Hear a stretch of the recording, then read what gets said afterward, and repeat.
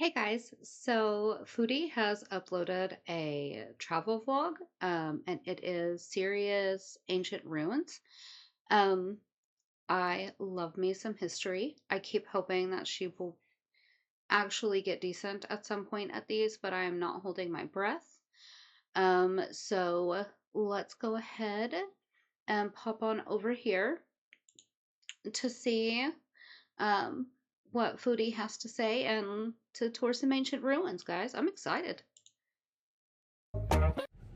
Well, hello guys, welcome to another Syria vlog. I hope you're enjoying this series. And since I'm in the car, you guessed it, we're going somewhere very interesting today.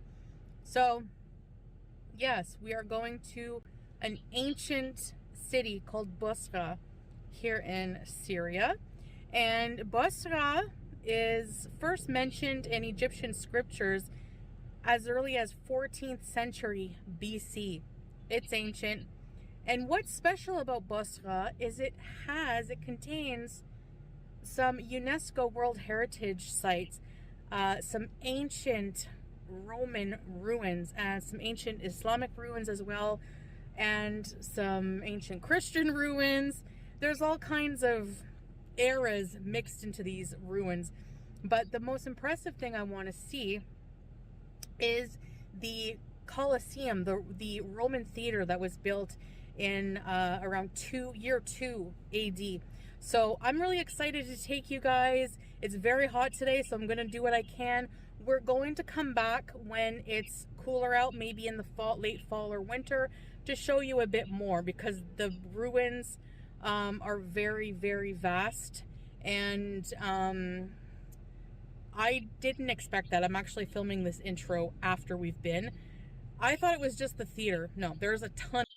Okay, so we're filming this intro after we've already been, but she states I'm going to try to show you what I can. Well, you already know what you've shown us, so there's that. Um, and did you not research the site before you went? Did you not look into this? Did you not plan ahead? Um, Generally, when I was doing like Victorian content and we were going to museums or historical sites or anything like that, I would call ahead. I would research the places. I would see if it covered, showed what I was wanting to show. You, that's part, if you are wanting to do this, that's part of it, is the planning process, the making sure everything is how it should be.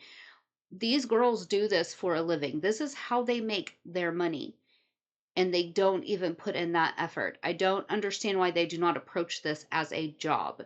You show up prepared for your job. They don't, none of them seem to do it.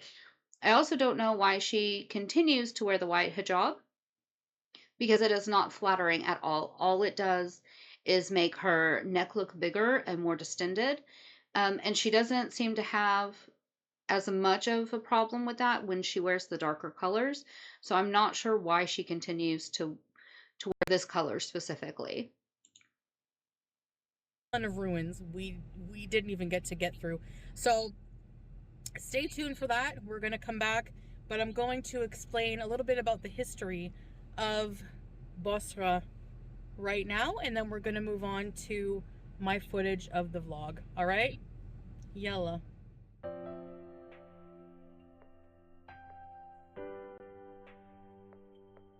Here we are in Bosra. It might look like a typical small Syrian city with a population of just under 20,000 residents, but Bosra holds an enormous amount of history at its center. This city is first mentioned in Egyptian scriptures as early as the 14th century BC. It is also mentioned more than once in the Old Testament. Bosra was a key stop for trade caravans on their way to northern Syria. Prophet Muhammad, peace be upon him, traveled through Bosra as well on a caravan with his uncle. He's said to have visited Bosra twice. Bosra is actually associated with the Prophet's, peace be upon him, journey to becoming a prophet. But before Islam, Bosra was once the capital of the Roman province Arabia. The ruins in Bosra are from a mix of ancient Nabatean, Roman, Byzantine, and early Islamic periods. The most famous ruin still standing is the Roman theater, that was constructed in the 2nd century AD. The theater has been reinforced over the years due to conflict in the Middle East and is surrounded by a citadel because of that, but mostly it has stayed intact and is a part of the UNESCO World Heritage Sites. All right, let's go inside and see what it's like. Yalla. Okay. We are only 4 minutes in, and she has repeated some of the same information over again, um, which is crazy to me because she recorded the intro afterwards, which means she added that in during editing. If that was me, I would have sat through all of this and done my voiceover.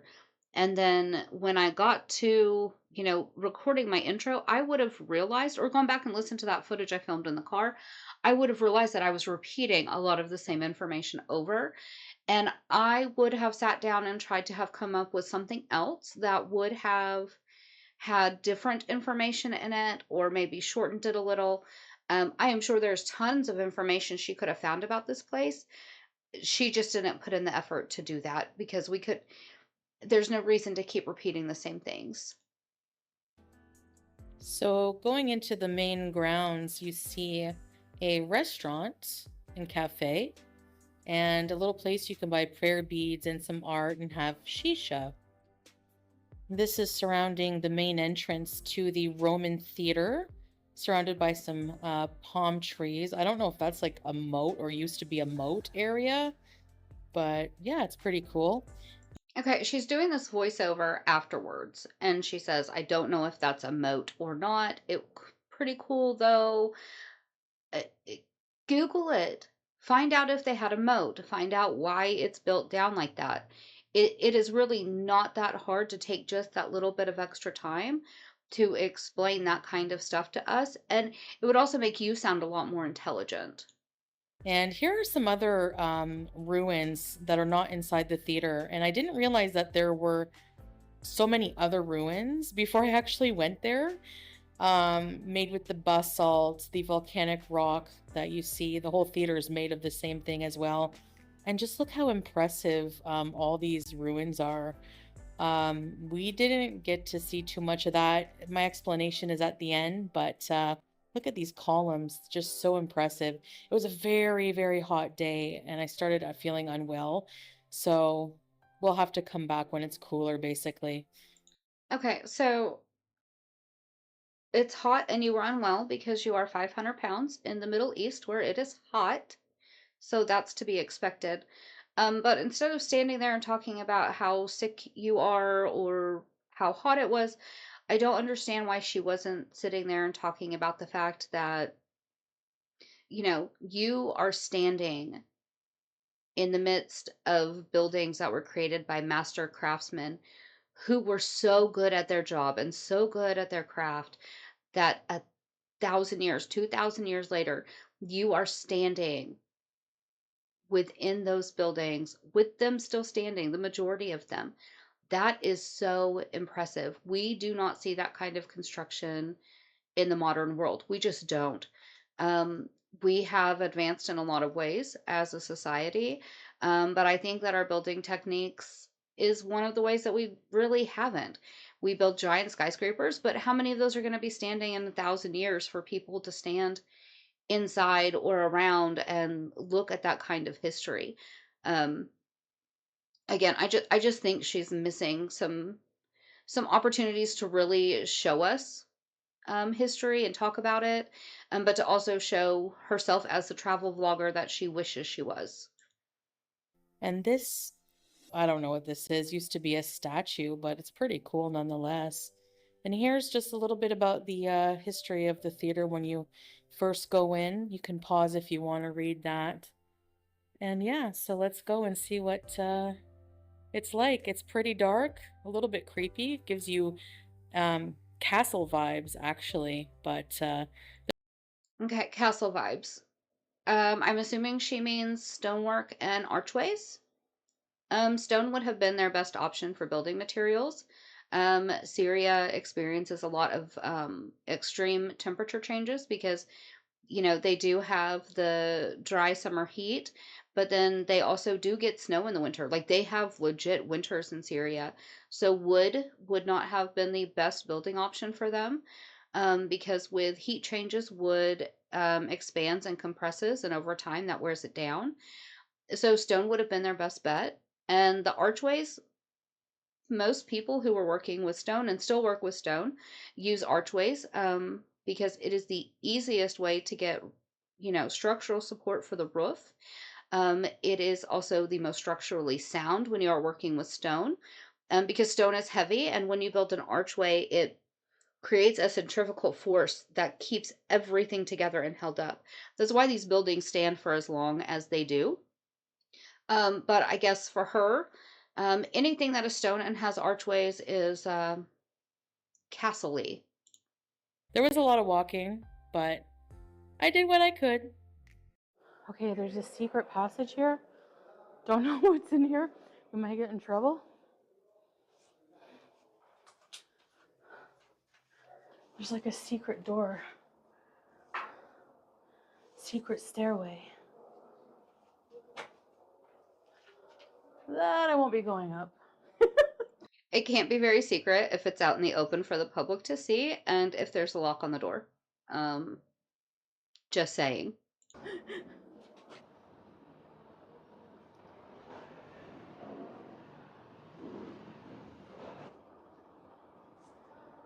To theater.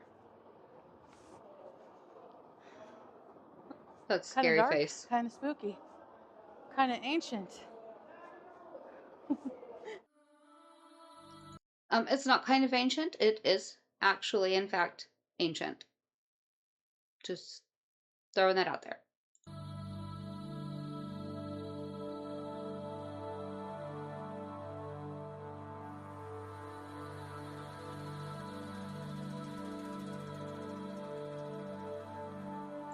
Okay, fun fact.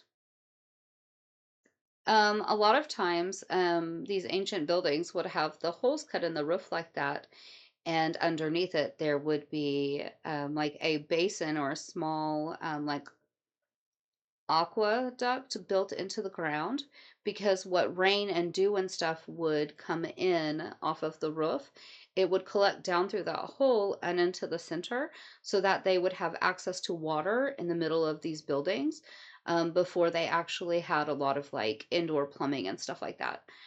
So that's very likely what that is for.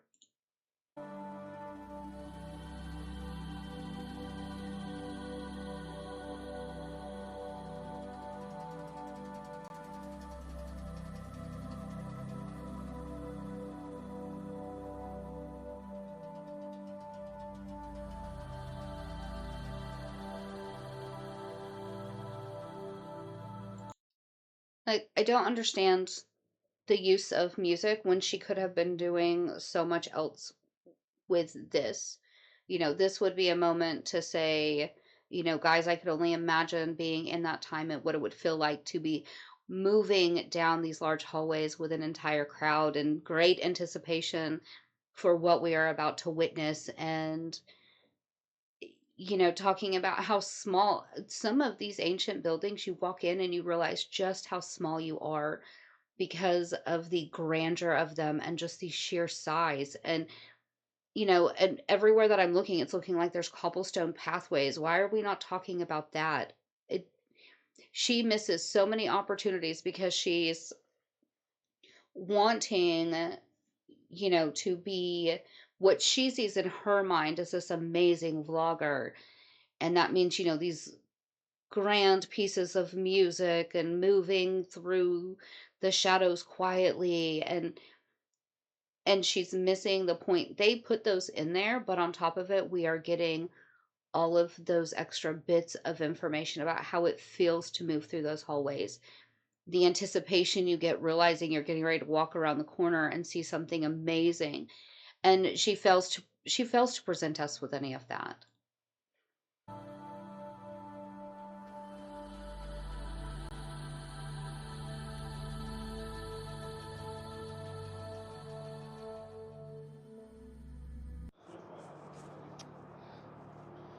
Oh, These are really high.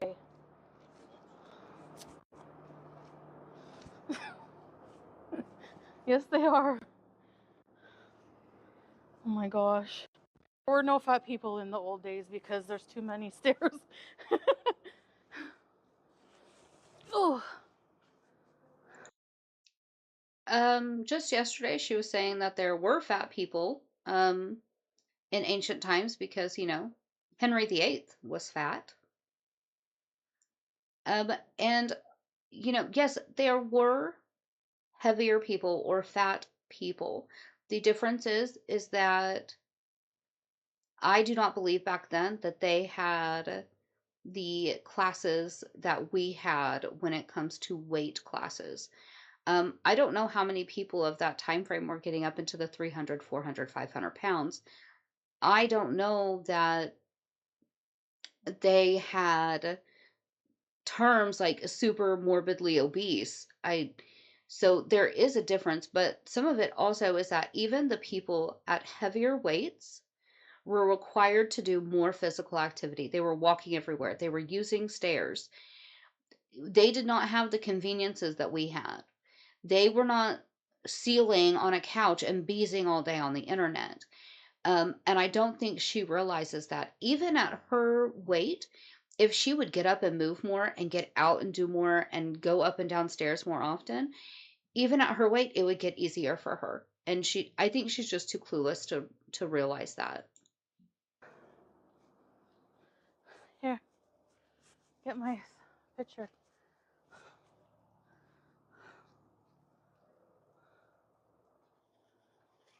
These are ancient Roman columns.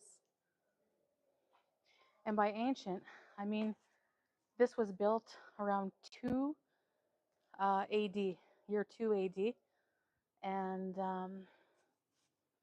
it's really cool to see everything. All of that walking and all of those stairs were so worth it when I finally entered the theater area. It was just so amazing. I was so taken aback at how impressive it was. It actually has a capacity to seat 17,000 people, which is why it is among the largest in Roman ancient history. That is so cool. The theater is made of a volcanic rock called basalt, and it has all these nice Roman columns. Can only just imagine how beautiful it was when it was first constructed. Okay, you don't have to imagine. It is still absolutely beautiful. It is breathtaking. The detail on that scroll work at the top of the columns has withstood the test of time. Like it is absolutely beautiful. And it doesn't look like there's a lot of people in there right now, and they're in the theater. So I really hope that one of them will stand on the stage and the other will go up into the seats and without the mic record themselves talking, so that we could see just how the acoustics work. These theaters, they knew how to build for sound manipulation, and they built these theaters in such a way that somebody could stand on the stage speaking in a normal tone or just a bit of an elevated tone, and everybody all the way through the theater could hear it. So I really hope that they don't miss that opportunity, because I think that is one of the things that really shows the genius of the architects and the builders of the ancient world. Coming here has given me a new appreciation, not only for Syria, but just for ancient history in general. I found history so boring in high school. Maybe it was the teacher, maybe it was just that time of my life, but now it's impressive as heck. Anyway, we took our selfies and we were out of there. I explained why we had a time limit at the end of this video. Hi, horsey. Hello. Hi. Pretty horse. Hi. Hi. Since she's been in Syria, she has been very focused on horses lately. At some point, are we going to try and kidnap a horse? Are we going to adopt a horse? I'm worried it's going to be the Bruce situation all over again, just on a much grander scale.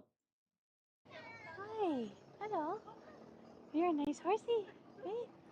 Do you think I can touch it or will it kick me? Hi. Oh, nice horse. you are. Nice horse. Hello. Aw. So nice.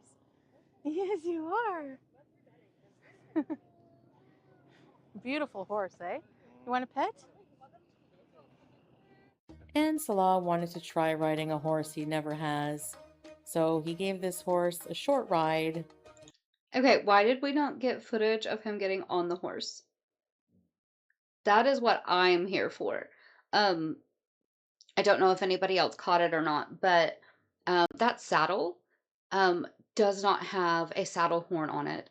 So there is nothing for you to grab onto to help hoist yourself up to get your leg over. Um, so I would be very interested to see the footage of him actually getting up into that saddle, especially as somebody who has never actually ridden before. Before we headed home for the day. It was a wonderful day, and I hope we can come back soon. Here I am again. So I hope you enjoyed that, guys.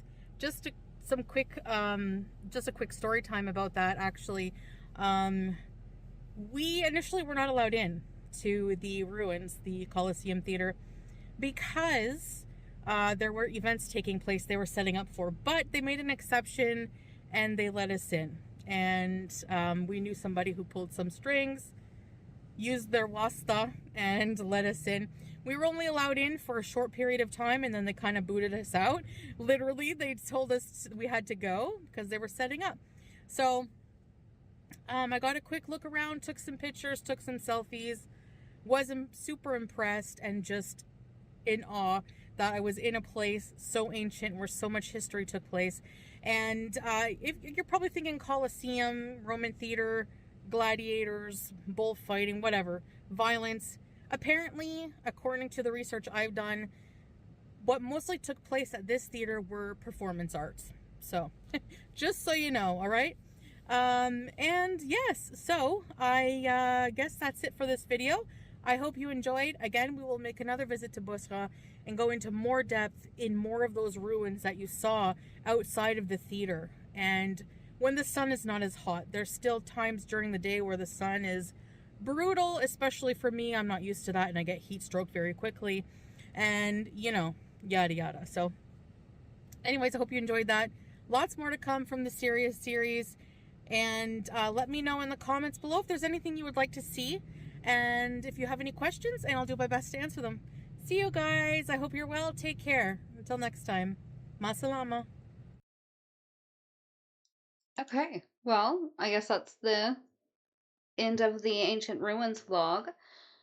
I really wish she would have given us more information. And again, I'm going to say I do not understand why she did not call ahead. I'm assuming they had to drive a pretty decent distance to get there. Why would you not call ahead and make sure that they were open, you would have access, that you would be allowed to film? If we were ever going to a museum or someplace to film, I would always call ahead. I would research the facility, but I would also ask them, is it okay for me to film? And what is your slowest time of day? Because I wanted to be able to get in and do what I wanted to do, but I wanted to be able to do so without getting in anybody else's way. I did not ever want to be somewhere that I was making someone else's experience less for them because I was trying to film or do anything like that. Um, I don't understand the process of it. Maybe next time she goes, she'll give us more information and it'll be a little bit better. I did do a bit of Googling on this site that she went to, and it turns out that this, parts of these ruins were built by the same people who built the city of Petra. Why did she not lead with that? Why is she not talking about that? The city of Petra is one of the most beautiful places on the face of the planet. And it's like it just appears out of nowhere in the side of the mountain. And people have spent years studying it and talking about the architecture and the skill that went into building that place. And that it wasn't even mentioned. Maybe she doesn't know what the city of Petra is. The other thing that kind of caught me off guard is that everywhere that they have been traveling is seems to be getting further and further into southern Syria, which is shocking to me because I don't know if you know how Syria is laid out, but at the bottom of Syria, you have the Jordanian border, and then you have the Israeli border, and then between those two, just a little bit, there is the Golan Heights. Israel currently has control of the Golan Heights right now, and through that section of the Golan Heights is where they're coming into Syria for their invasions and incursions. So if it was me, I definitely would not be going farther into, southwestern Syria because that moves me closer and closer to Israeli forces. Um, I I don't know if it is just lack of geological knowledge of the country and the countries surrounding it, or if her and Salah honestly believe that they're 100% safe no matter who they run into, or if it is just a complete lack of understanding of really grasping what is going on in that world and in that region. I'm not sure. I know for me personally, if I was in Syria, whether I was living there or visiting, I definitely would not be heading farther south because I do not want to run face first into an oncoming army. Whether they are friendly to me or not, that's not on the top of my list of things to experience in life. But I also don't have Chantal's face card, and her face card never gets denied. It keeps her safe everywhere. Well, thanks for sitting through this with me. I'm gonna go ahead and go so I can find some more stuff to talk to you guys about a little bit later. But until then, I'm gonna remind you guys that you need to be good and behave yourselves. But if you can't, at least do it right and make me proud, and then post it on the internet so we can talk about it later. Bye, guys.